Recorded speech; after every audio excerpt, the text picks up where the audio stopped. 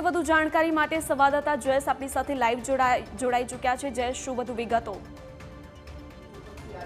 મોદી છે તે પ્રધાનમંત્રી પદના ત્રીજી વખત શપથ લેવાના છે અને એને સાથે સાથે મંત્રીઓ છે તે પણ શપથ લેવાના છે, જેને લઈને ગઈકાલ રાત સુધી છે તે બેઠકોનો દોર ચાલ્યો। 11 કલાક સુધી પીએમ આવાસ ખાતે બેઠકો ચાલી અને ત્યારબાદ મોડી રાત્રે અમિત શાહના નિવાસ સ્થાને પણ જેપી નડ્ડા સહિતના જે મોટા નેતાઓ છે તેમની બેઠક મળી અને તે બેઠકમાં છે તે નિર્ણય કરવામાં આવ્યો કે કયા કયા મંત્રીઓ છે તે શપથ લેવાના છે, કારણ કે આ વખતે ભાજપ છે તે એકલા હાથે નહીં પરંતુ એનડીએના જે ઘટક દળો છે તેને સાથે લઈ અને સરકાર બનાવવા જઈ રહ્યું છે। ત્યારે મહત્વની વાત છે કે તમામ પક્ષો કે જે સાથે જોડાયેલા છે તેમને પણ ન્યાય મળે એ પ્રકારે છે તે તમામ માળખું છે તે રચવામાં આવ્યું છે ને ગઈકાલ રાતથી તમામ મંત્રીઓ કે જે મંત્રી બનવાના છે તેમને ફોન જવાની શરૂઆત થઈ ચૂકી છે। તેમાં ટીડીપીના છે તે 2 મંત્રીઓ સાંસદ છે તે મંત્રી બની રહ્યા છે એ પ્રકારની વાત સામે આવી રહી છે। તો ભાજપના છે તે પણ કેટલાક જે સિનિયર નેતાઓ છે કે જે સાંસદ તરીકે ચૂંટાઈ આવ્યા છે તેઓ પણ મંત્રી બની રહ્યા છે,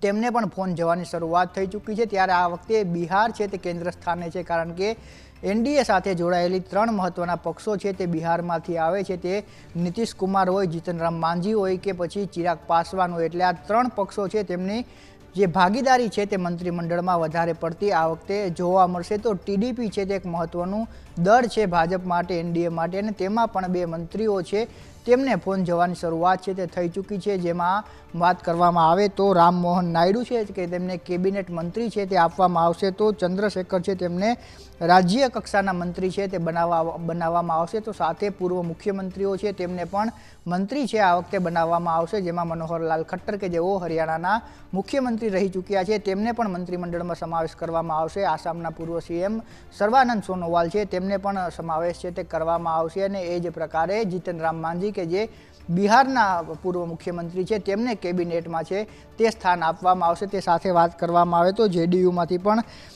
સ્થાન છે તે 2 મંત્રીઓને આપવામાં આવશે। એલજેપીમાંથી ચિરાગ પાસવાન છે, આરએલડીમાંથી જયંત ચૌધરી છે, અપના દળમાંથી અનુપ્રિયા પટેલ છે, તે તમામ વ્યક્તિઓને છે તે ફોન ગયા છે। અને ગુજરાતની વાત કરવામાં આવે તો મનસુખ માંડવિયા અને અમિત શાહ આજે મંત્રી પદે શપથ લેશે, કારણ કે મનસુખ માંડવિયાને છે તે પણ ફોન આવ્યો છે। તો સાથે અન્ય જે તમિલનાડુના ભાજપના અધ્યક્ષ છે અન્નામલાઈ, તેમને પણ છે તે ફોન ગયો છે અને તેમને પણ મંત્રી છે તે બનાવવામાં આવશે। ત્યારે મહત્વની વાત છે કે તેઓ ચૂંટણી છે તે હારી ચૂક્યા છે, તેમ છતાં પણ ભાજપ મોવડી મંડળ છે તેમના પર વિશ્વાસ વ્યક્ત કરી રહ્યું છે, એટલે આગામી સમયમાં તમિલનાડુને પણ નવા ભાજપ અધ્યક્ષ છે તે મળવા જઈ રહ્યા છે। તો મહારાષ્ટ્રમાંથી વર્ષાબેન જે સાંસદ છે તેમને પણ ફોન ગયો છે, તે સાથે સાથે ચિરાગ પાસવાન હોય, જયંત ચૌધરી હોય કે જેમની પાસે માત્ર 2 થી 5 જેટલી સીટો છે, તેમ છતાં પણ તેમને મંત્રીમંડળમાં છે તે સ્થાન આપવામાં આવશે। એ પ્રકારે તમામ જે એનડીએના ઘટક દળો છે તેમાંથી 1-1, 2-2 એ પ્રકારે મંત્રી છે તે બનાવવામાં આવશે ને જે વિગત મળી રહી છે તે મુજબ આજે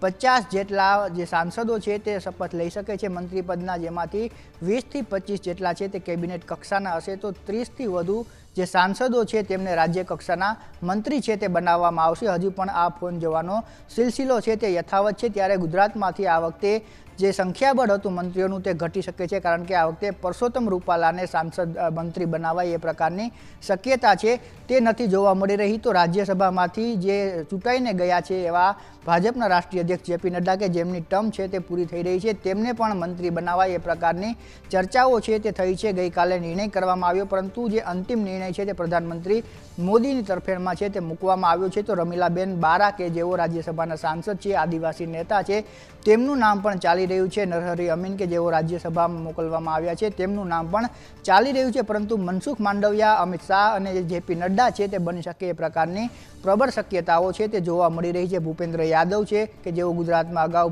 ભૂમિકા ભજવી ચૂક્યા છે, તેઓ પણ સાંસદ બની ચૂકે છે। સાથે સાથે અશ્વિની વૈષ્ણવ કે જેઓ રેલ મંત્રી હતા, તેમને પણ ફરી રિપીટ કરાય એ પ્રકારની શક્યતાઓ જોવા મળી રહી છે। જી બિલકુલ, જે રીતે આપણે વાત કરીએ તો અમુક એવા નામ છે જેમની ચર્ચાઓ નથી થઈ રહી, પરંતુ તે નામ પણ કેબિનેટની બેઠકમાં કેબિનેટના જે મંત્રીઓ છે તેમાં સામેલ થઈ શકે છે।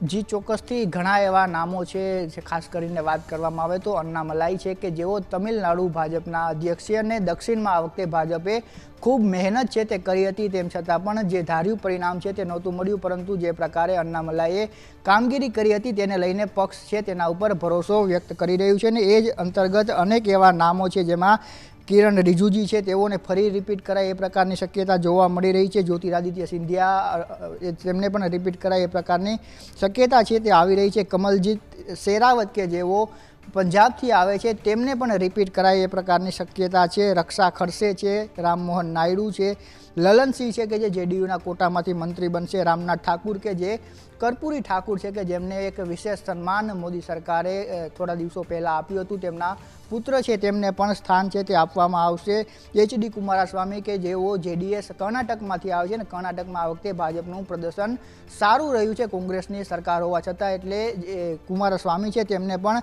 મંત્રી છે તે બનાવવામાં આવશે. પ્રતાપરાવ જાધવ, ચંદ્રપ્રકાશ ચૌધરી અને રામદાસ અઠાવલે એટલે તમામ જે ઘટક દળો છે એનડીએના તેમાંથી તમામ લોકોને છે તે મંત્રીમંડળમાં ભાગીદારી આપવાનું છે તે નક્કી કરવામાં આવ્યું છે અને તે અંતર્ગત તમામને ફોન જઈ રહ્યા છે. અડધો કલાક બાદ છે પીએમ મોદી આ તમામ મંત્રીઓ સાથે પોતાના નિવાસસ્થાન ખાતે ચાય ઉપર ચર્ચા કરવાના છે અને ત્યારબાદ એક યાદી છે તે જાહેર થઈ શકે છે જેમાં ચિત્ર છે તે સ્પષ્ટ થશે. પરંતુ 50થી વધુ જે સાંસદો છે તે આજે મંત્રી પદના શપથ પીએમ મોદી સાથે લેશે એ પ્રકારની વાત હાલ સામે આવી રહી છે. જી જયેશ, તમામ વિગતો